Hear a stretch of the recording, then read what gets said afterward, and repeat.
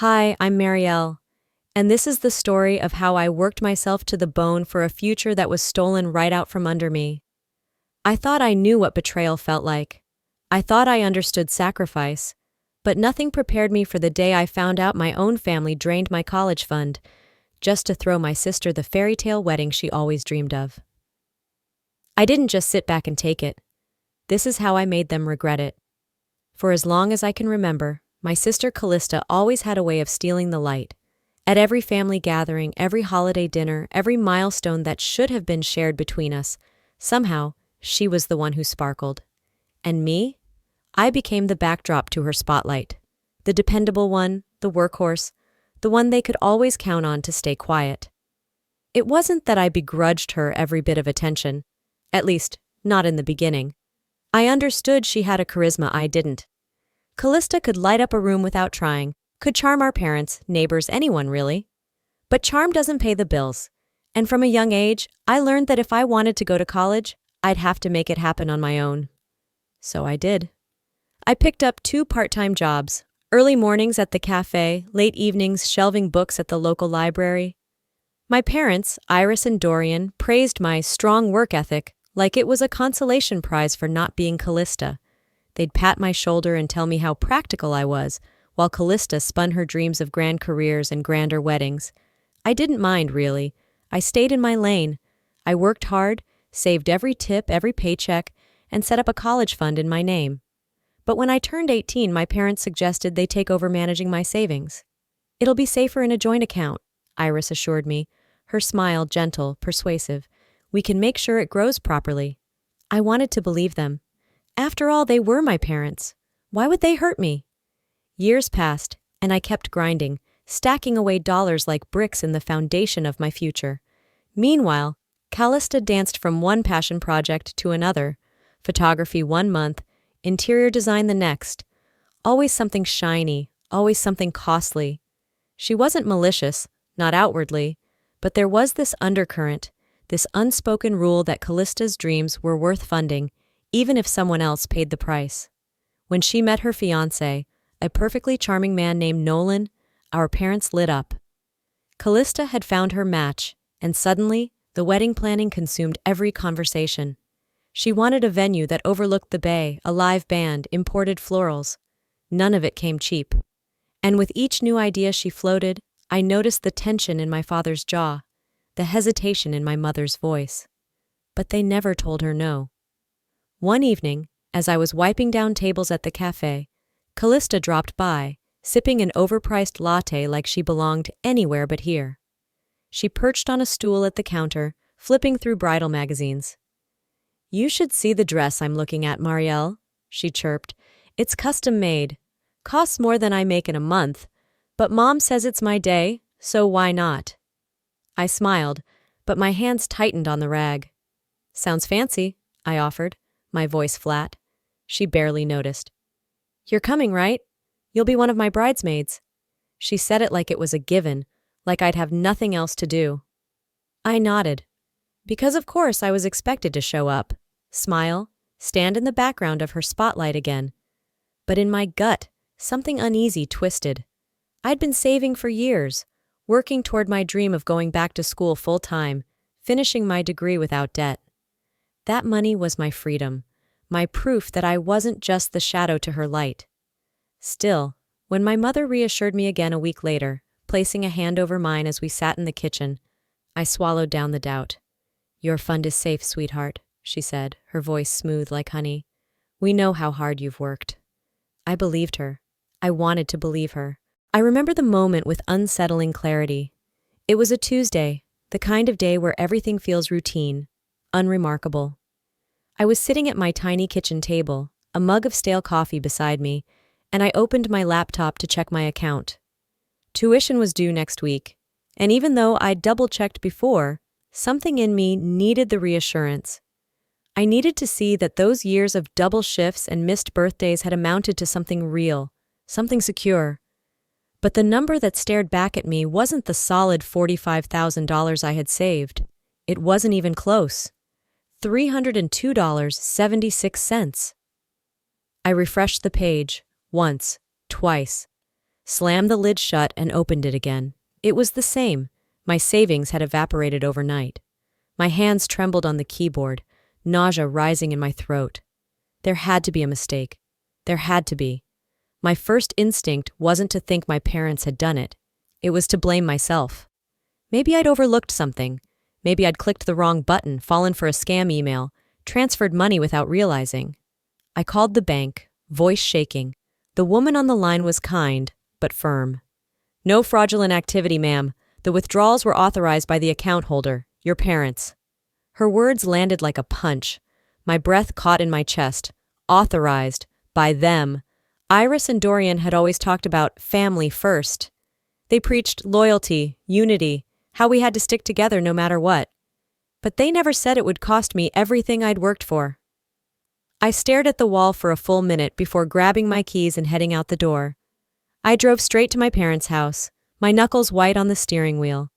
The same house where I'd grown up, where I'd scrubbed floors as a kid to earn allowance, where every dollar felt like it carried weight. The house where trust was supposed to live. I pushed open the front door.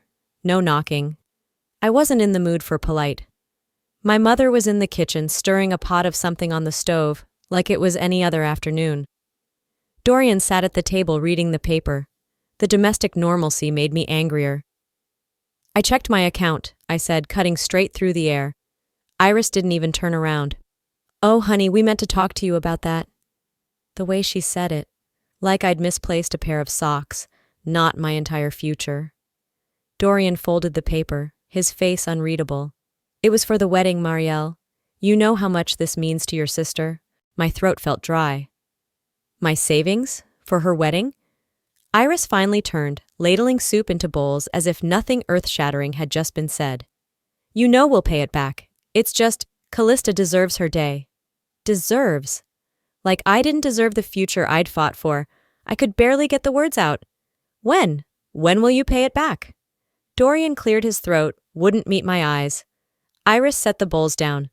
"Don't make this about money, Marielle. You know we all have to make sacrifices for family." I laughed. Not because it was funny, because it was so absurd, so typical that it was either laugh or scream. Sacrifices? I've worked 2 jobs for years. I've saved every penny while Callista floated from one hobby to the next. The door creaked behind me, and I turned to see Callista herself, a smug smile curling on her lips. She was dressed in some soft pastel color, makeup flawless, not a hair out of place. "You wouldn't let me have a half-hearted wedding, would you?" she cooed. "I mean, what's family for?" The air felt too thick to breathe. The audacity in her voice, the assumption that I would roll over like I always did, was suffocating. "I didn't agree to fund your dream, Callista," I snapped. Her smile only widened. "Technically, it wasn't your money yet.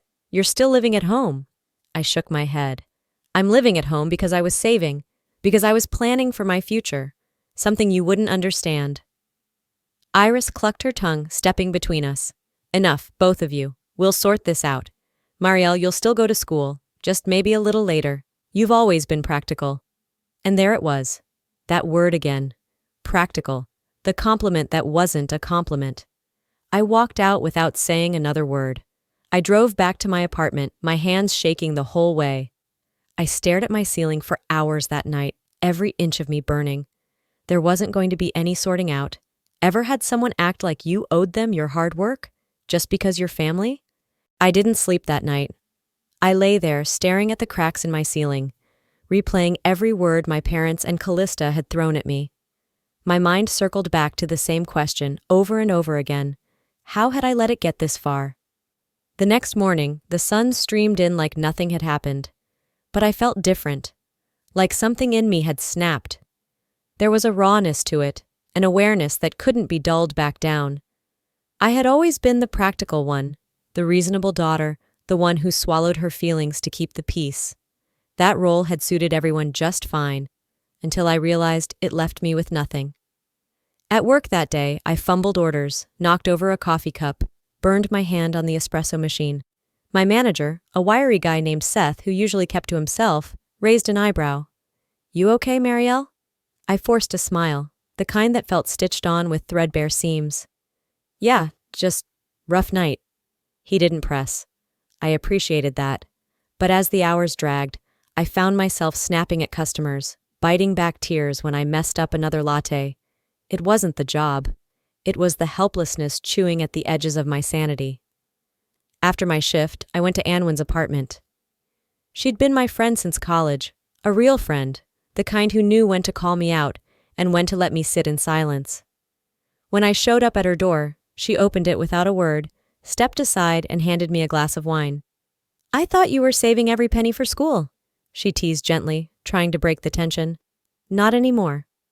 I dropped onto her couch, the words bitter in my mouth. She sat across from me, watching carefully. "Okay, spill." I told her everything. The savings, the wedding, Callista's smug smile, my parents' hollow promises. Every word felt heavier as it came out, like I was laying bricks on my own chest. When I finished, Anwen leaned back, arms crossed. "That's theft." I blinked. "It's family." She shook her head. "It's theft. I don't care whose blood runs in whose veins. They stole from you." Hearing it put so plainly, it rattled me. I'd spent my life excusing their choices, rationalizing the way they favored Callista, explaining away every slight like it was just a misunderstanding. But Anwen didn't give me space for that. She held up a mirror, and I hated what I saw. I stared at my glass. "I can't believe they'd do this to me." "You can," she corrected softly. "You just didn't want to." There was no comfort in the truth, only clarity. "I'm not sure what to do," I admitted, voice small. Anwen leaned forward, elbows on her knees. "You have to decide if you're going to let them walk all over you again, or if you're going to push back." "Push back?" I laughed, hollow and tired. "What am I supposed to do? Ruin my sister's wedding?" Anwen's lips twitched into a smirk. "Not saying you should, but you've worked for that money. You don't owe them silence." I sat with that thought the whole ride home. My parents' house loomed in my mind, filled with floral arrangements, spreadsheets of wedding vendors, deposits made with the money I'd earned. They were planning this like it was nothing. They thought I'd just take it. And maybe I would have, a year ago. But something was shifting now. The next day, I started making calls. Quietly. I reached out to the vendors I knew they'd hired. The florist, the catering company, the band. I knew Callista would never handle those details herself. That was always Iris's job. I had access to the accounts. I'd helped set up the online profiles. For the first time, I read through every contract, every cancellation policy. I learned which ones required final payment weeks in advance, which ones would collapse if the credit card bounced, and I saw the name on most of those credit cards, mine. I'd been added as a secondary user years ago, back when I thought we were a family. My pulse hammered as I scrolled. I could feel the pieces clicking into place. It wasn't revenge, not yet, but the idea was there, growing roots. I could still stop this wedding, not because I wanted to ruin Callista's day, but because they'd stolen mine. Have you ever stayed silent just to keep the peace? Until you couldn't anymore? The week before the wedding, I fell into a rhythm, half survival, half strategy. I worked my shifts, answered texts from Callista with the bare minimum of enthusiasm, and spent my nights dismantling her wedding piece by piece. It wasn't loud, it wasn't dramatic, but it was deliberate. Still, the thing about revenge is that it starts to feel like oxygen. Once you've tasted what it's like to take back control, you need more. It was a Wednesday night when the next domino fell. I was scrolling through my emails, trying to mentally prepare for another round of vendor calls, when I noticed something off. A credit alert, buried beneath a stack of junk mail. My pulse picked up. I hadn't applied for anything new. I clicked it open. Application for a personal loan? Approved. For me. But I hadn't applied for any loan. I froze, rereading the email. The loan was linked to an address. My parents' house. The amount? $15,000? The purpose? Wedding expenses. I felt my blood drain cold. I called the bank immediately. After what felt like an eternity on hold, a customer service rep confirmed it. The application had been made in my name, but the contact email wasn't mine. It was my mother's.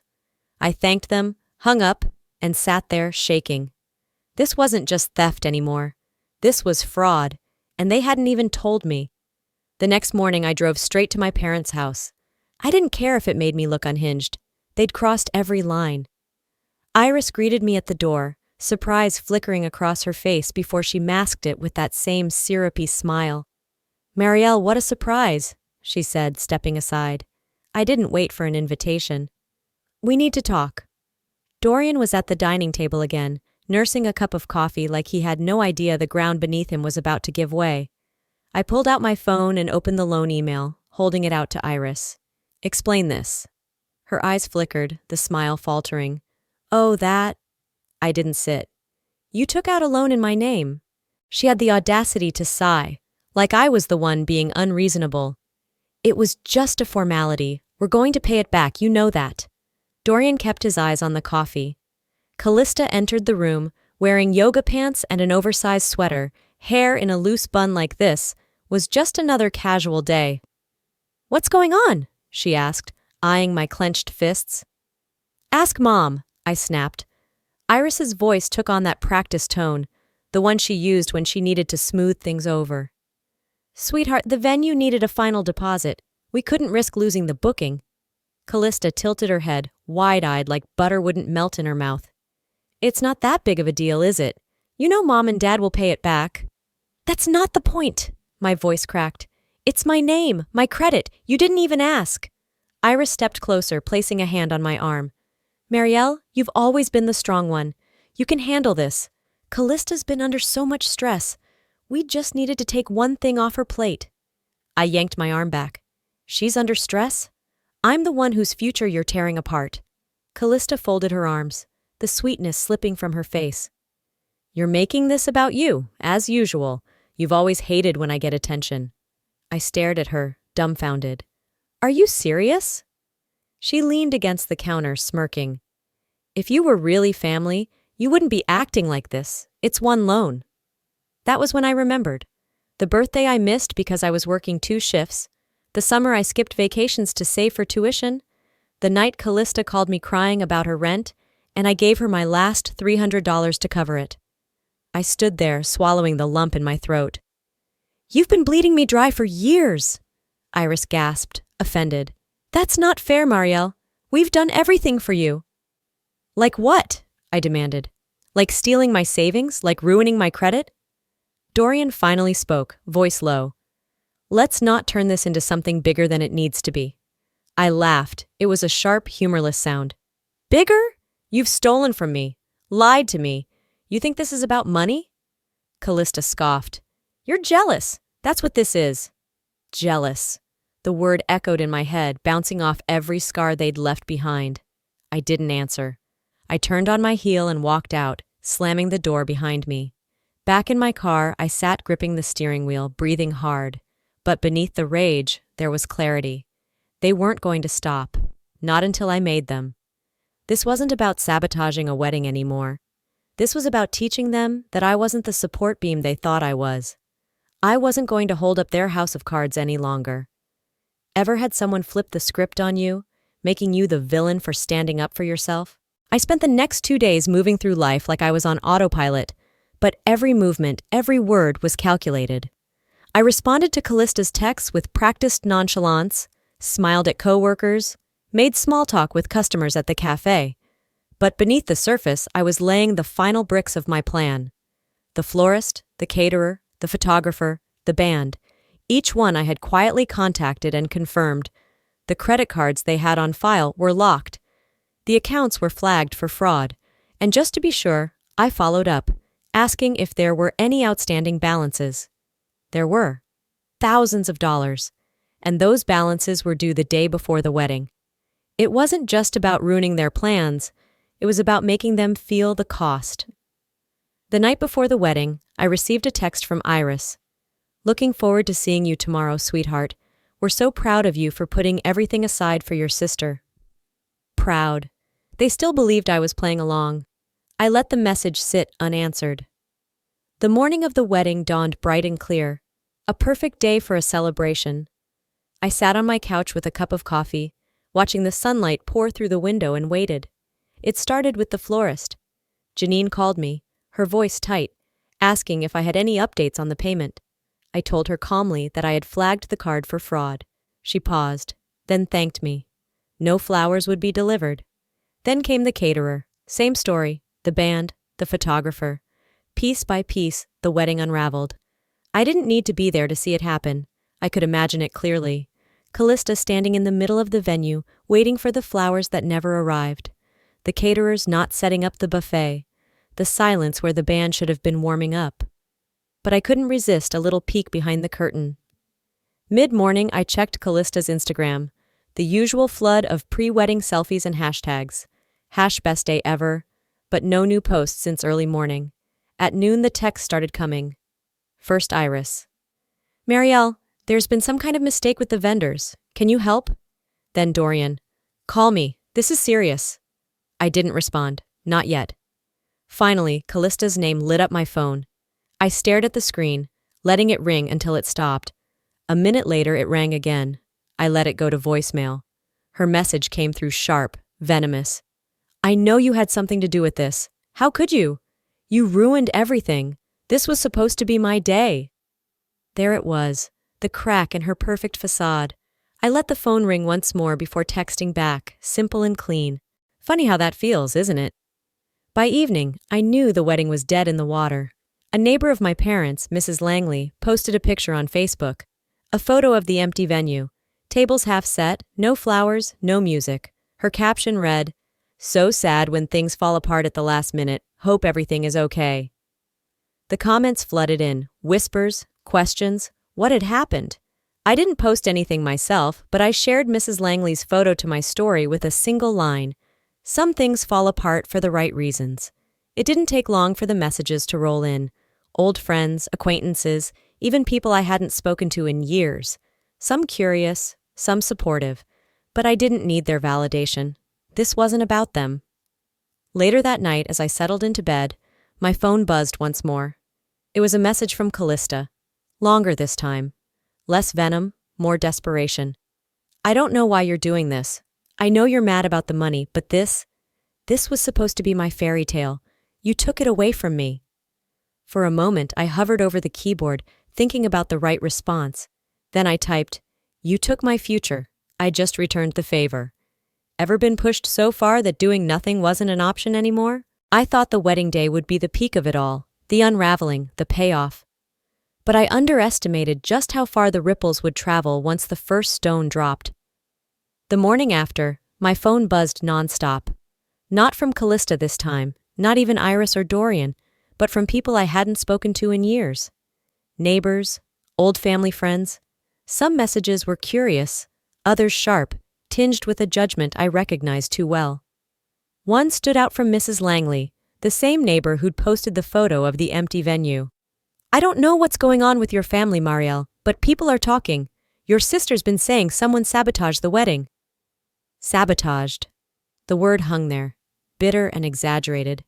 That's how they would spin this. I could feel it. I'd be painted as the bitter sister, the jealous wreck who couldn't handle her sister's happiness. For a moment, I sat frozen. My body wanted to retreat, to go back to the silence that kept me safe for so long.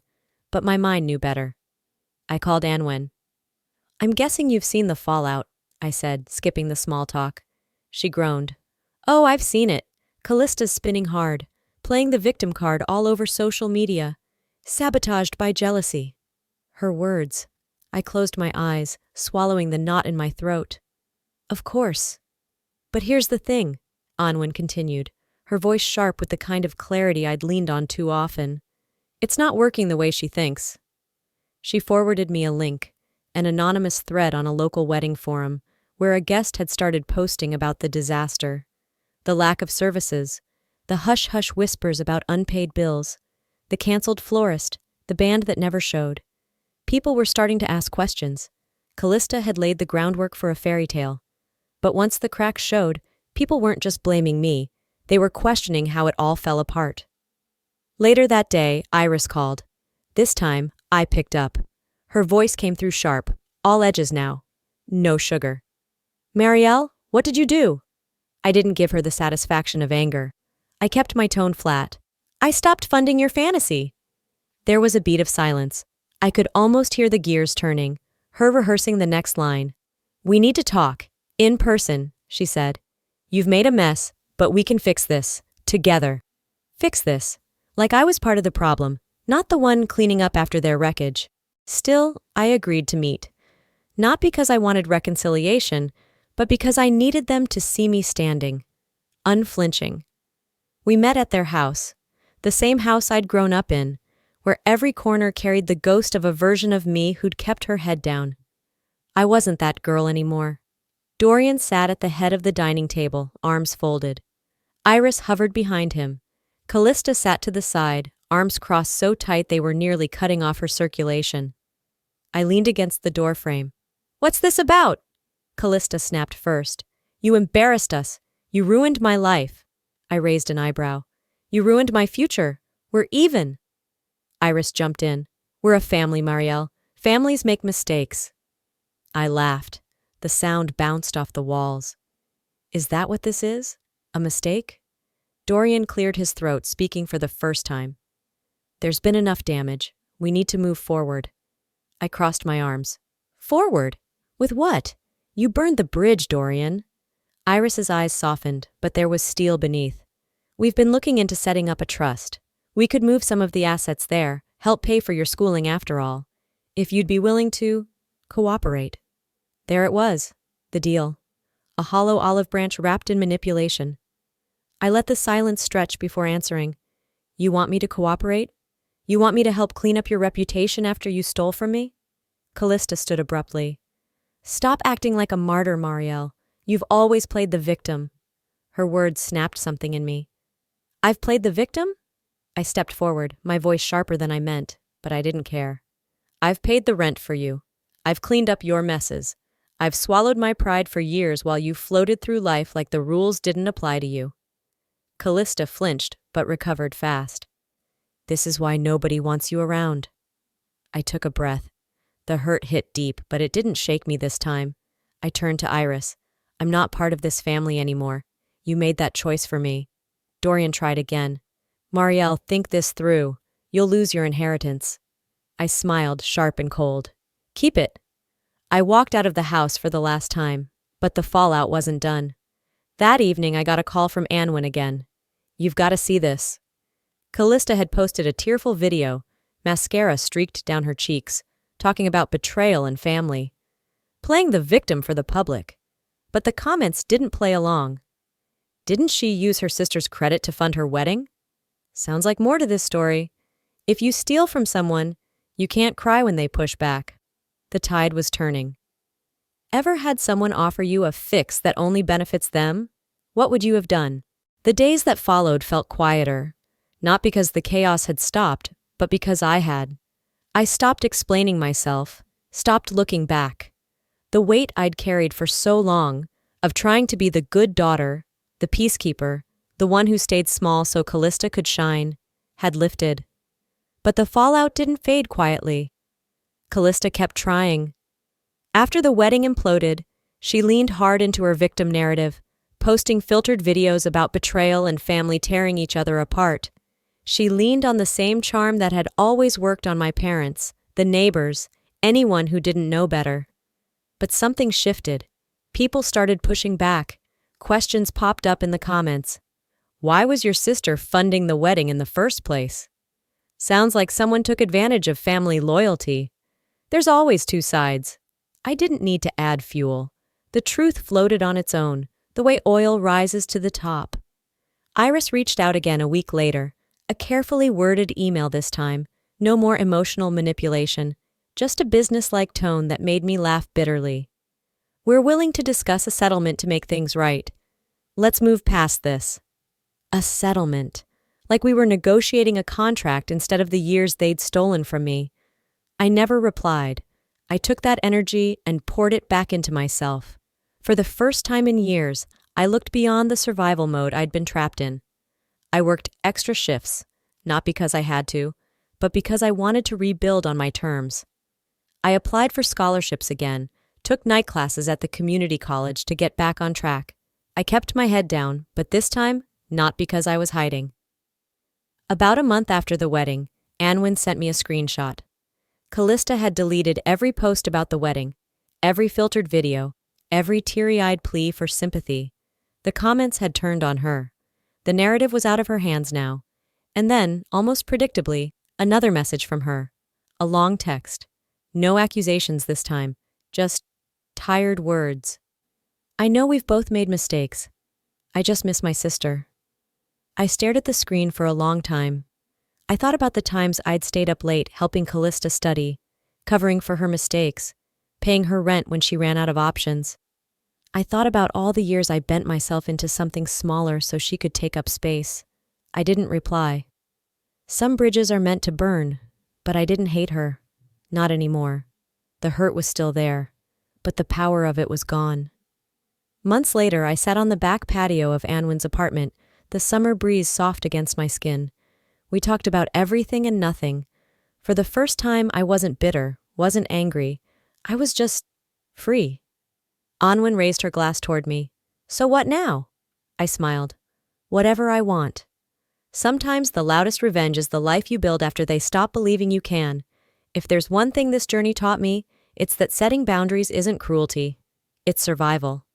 When you grow up believing that love means sacrifice, it's easy to lose yourself in the name of family. But the truth is, your worth isn't tied to how much you endure for others. It's tied to how fiercely you stand for yourself when no one else will. What would you have done in my shoes? Have you ever had to walk away from family to find peace? If this story resonated with you, drop a comment below. Tell me where you're watching from or share your thoughts. And if you want more stories that remind you to choose yourself, don't forget to subscribe for the next one.